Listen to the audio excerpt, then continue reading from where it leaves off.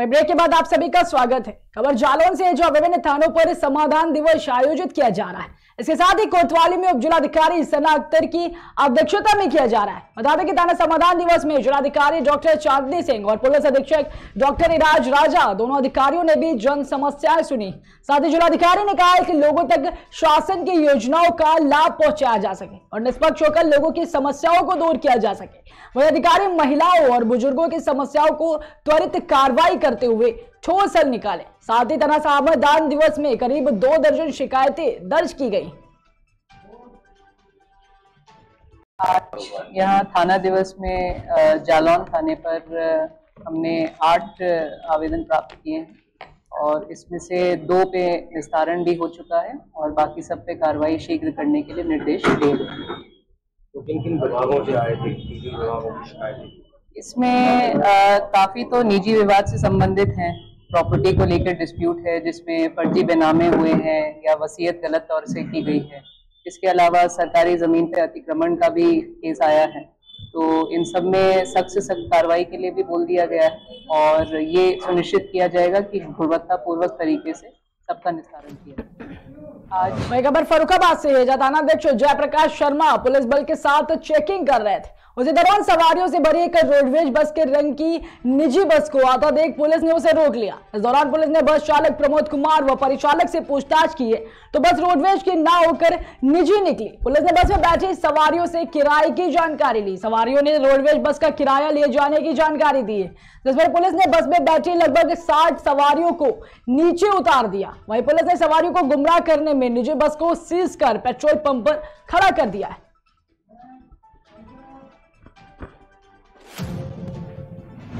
कानपुर देहात महोत्सव पर विधिक सेवा प्राधिकरण सचिव अपर जिला जज ने आपत्ति जताई। बता दें कि विधिक सेवा प्राधिकरण ने चीफ जस्टिस सुप्रीम कोर्ट और हाई कोर्ट को शिकायती पत्र भेजा है। साथ ही महोत्सव में लगे होर्डिंग पर फोटो न लगने के मामले पर भी आपत्ति जताई। महोत्सव के जरिए जिला प्रशासन पर राष्ट्रीय लोक अदालत में रुकावट डालने का आरोप भी लगाया गया है।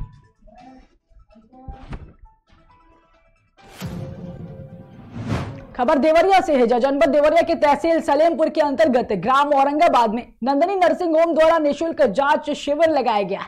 इसमें लगभग 100 मरीजों की शुगर, ECG और अन्य तरीके की जांच की गई। MBBS MD doctor Narmada Singh ने मीडिया से बताया कि हमारी संस्था हर शनिवार को अलग अलग गाँव में निःशुल्क जाँच शिविर लगाती है और असहाय गरीब की जाँच भी करती है।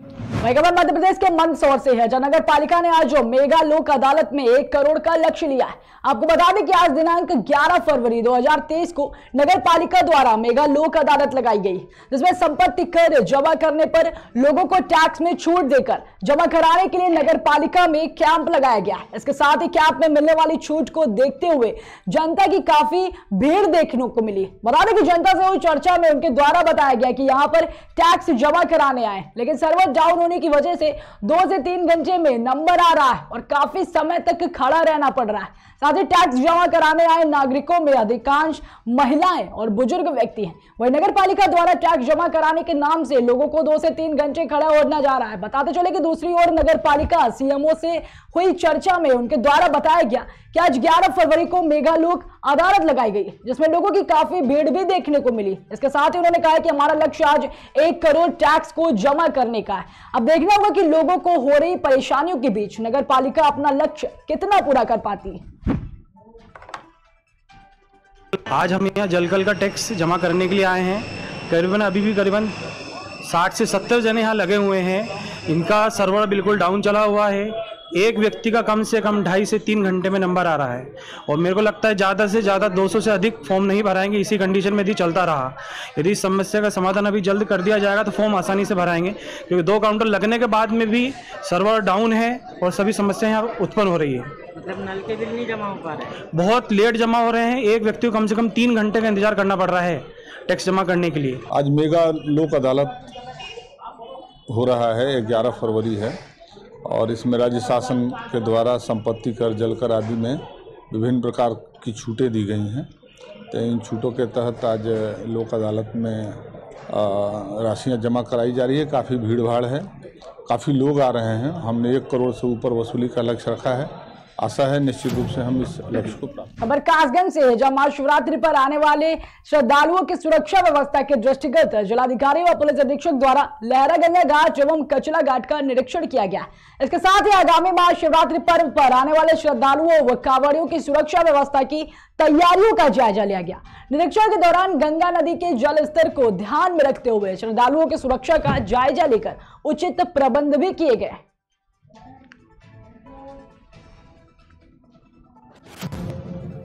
वही खबर जालौन से है, जब भारतीय किसान यूनियन के पदाधिकारी और किसानों ने अपनी 4 सूत्री मांगों को लेकर धरना प्रदर्शन किया।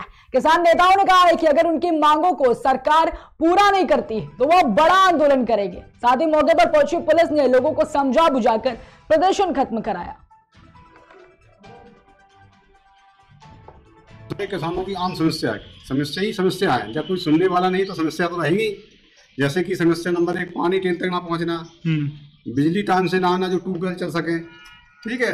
और खाद बीज, अभी तक तो बीज की समस्या रही, अब खाद की समस्या होगी भाई साहब। अच्छा जी, अब किसान क्या करेंगे बताओ? यदि आपकी मांगे पूरी नहीं होती है तो क्या करेंगे आगे, क्या रणनीति रहेगी आपकी? हम लोग धरना करेंगे, प्रदर्शन करेंगे, चक्का जाम करेंगे और पूरे जिले के किसानों को यहाँ इकट्ठा करेंगे।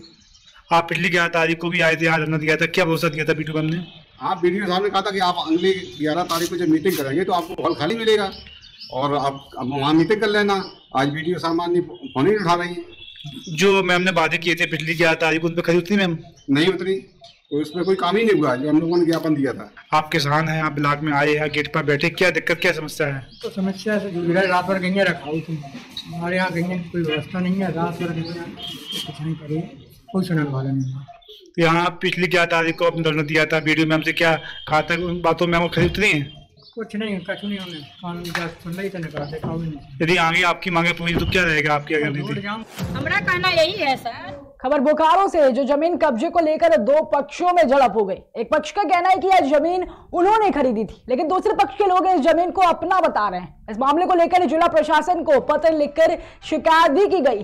वहीं पुलिस भी अब इस मामले की जांच पड़ताल में जुट गई।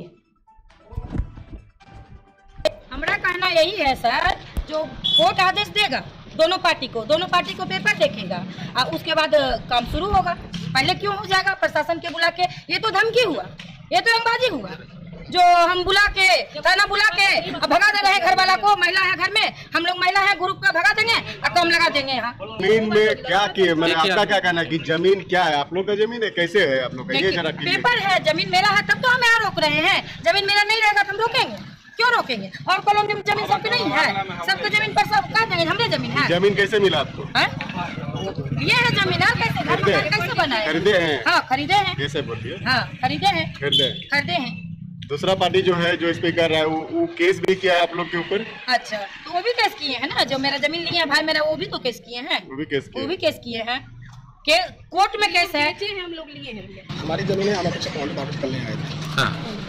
सामने वाले पार्टी ने राम कुमार और सुनील सिंह, उन्होंने दूर दिखाया, बोला कि जमीन मेरी है।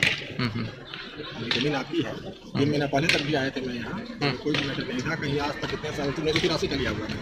अच्छा, आपका 1983 से आज तक कहीं किसी तरह का कोई इस पर ऑब्जेक्शन नहीं, किसी तरह का कोई आपत्ति नहीं, कहीं भी नहीं, से लेकर कहीं भी नहीं। आज क्या हुआ है? सफाई कराने आए थे थाना के आदेश पर। क्या हुआ? अगले पक्ष के द्वारा फोर्सली कुछ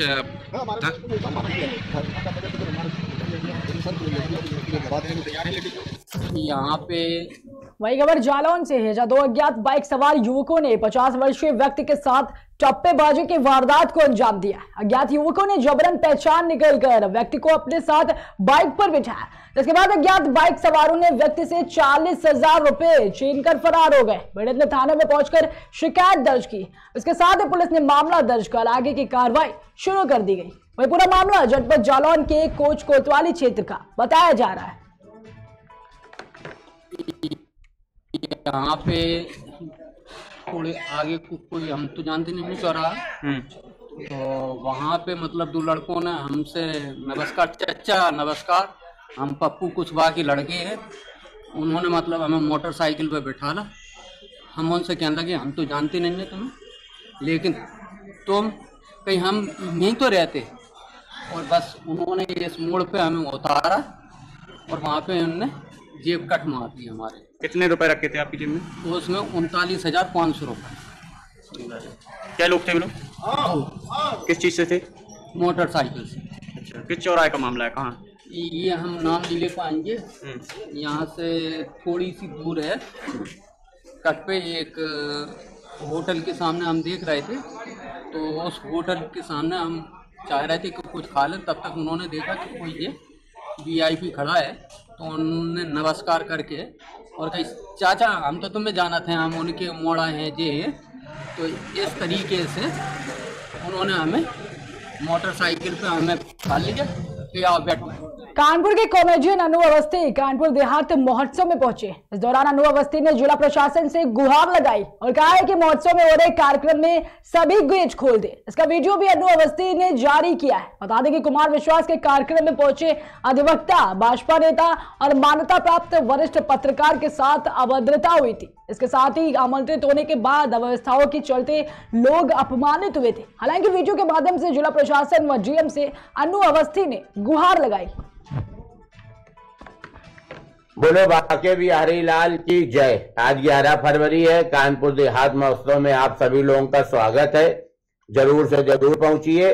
6 से 9 प्रोग्राम है और कानपुर देहात के शासन प्रशासन खास करके DM साहब से अनु अवस्थी का हाथ जोड़ के निवेदन है कि आज सारे गेट खोल दें, किसी को भी रोका न जाए अंदर एंट्री के लिए। कई लोगों ने कहा भैया बुला रहे हो, मईबे कैसे आने नहीं मिलता है, तो मेरा निवेदन है कि सबको आने दिया जाए। ना हमारी कोई से दुश्मनी है, ना सुनील पाल की, हम लोगों का कोई ना उठा ले जाए, वहाँ हम लोगों के बहुत चाहने वाले हैं। तो प्लीज प्रशासन सबको आने दे। अंग्रेजी इसलिए बोल दिया, खास करके DM साहब से खास निवेदन है कि सबकी एंट्री रखें। हमने बहुत लोगों को बुला लिया, एक भी अतिथि वापस गया तो हमारे सम्मान में कमी आई। पुलिस प्रशासन ने वही खबर कानपुर देहात से है, जहां राष्ट्रीय लोक अदालत में 17 जोड़ों के चेहरों पर खुशी देखी गई। आपसी सुलह समझौते से 17 पारिवारिक मामलों का निपटारा किया गया है। इस मौके पर न्यायिक अधिकारियों की मौजूदगी में एक दूसरों का मुंह मीठा कराया गया। वही ऋण के बकाया मामलों को लेकर भी बैंकों ने स्टॉल लगाए, साथ ही स्टॉल के मामलों से वादों के निपटारे का कार्य किया गया है। पुलिस प्रशासन ने बहुत सहयोग किया और उनके सहयोग से हम लोग इस लोक अदालत को सफल बनाने में भी सफल रहे हैं। बहुत सारे जोड़े हम लोगों ने एक किए हैं जो कि आज यहाँ से विदा होकर के जा रहे हैं।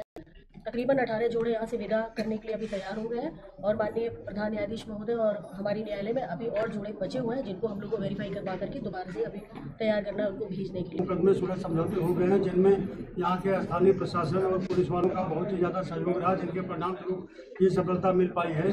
17 जोड़े आप लोगों के सामने ये देखिए फूलमाला बने हुए, सबके मन में खुशी भी है। एक बेचारी के मन में, उनके मन में आंसू भी आ रहे थे, जिनके आंसू आने के साथ हमारे मन में आंसू आए कि दर्द और पीड़ा कितना कष्टदायक होता है।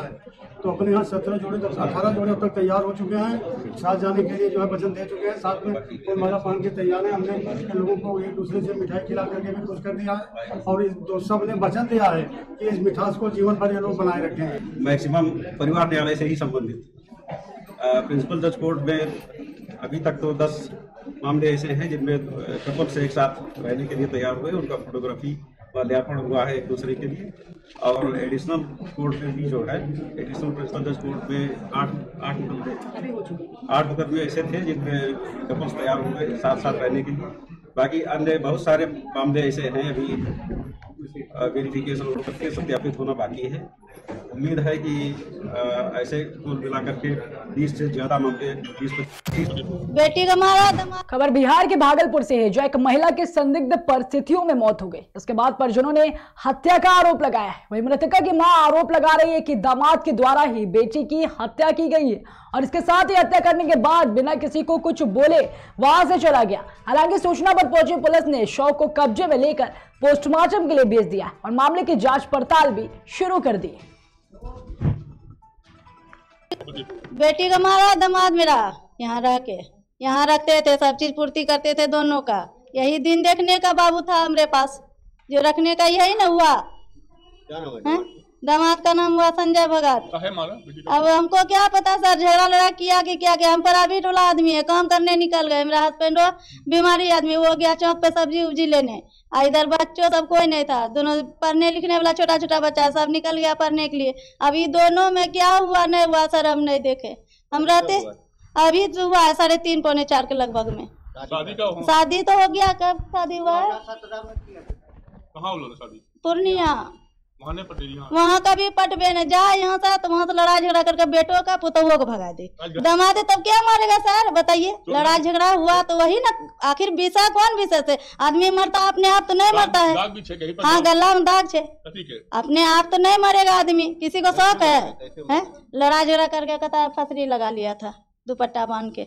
नहीं थे हम उस समय। क्या झगड़ा हुआ था आपके जाने के पहले? जाने के पहले बता हुआ था हमको वाइफ से, कैसे बांध के यहाँ जा रहे तो मना करने लगे कि हम भी जाएंगे। तो हम मना किए, उसमें एक थप्पड़ ही मारे हम उसको। उसके बाद हम चले गए। उस समय चले गए तो उस समय तो गए थी। फिर फोन आया हमको बांध के यहाँ से ऐसे ऐसे हो गया। मम्मी फोन कर रही थी, हम गुस्सा से नहीं उठाए फोन। तो फोन किए कि उठा के तो पूछेंगे कि क्या बात है। हम गुस्सा से फोन नहीं उठाए। वहाँ सास पुतों में नहीं बनता था, वो अलग बात है सर, लेकिन मारपीट नहीं होता था। वही खाना खर्चा में, यही कारण, और क्या कारण था? काम करते थे सर, कुछ दिन से बीमार पड़ गए थे हम सर। रुकते एक छोटे से ब्रेक के लिए, जल्द हाजिर होंगे।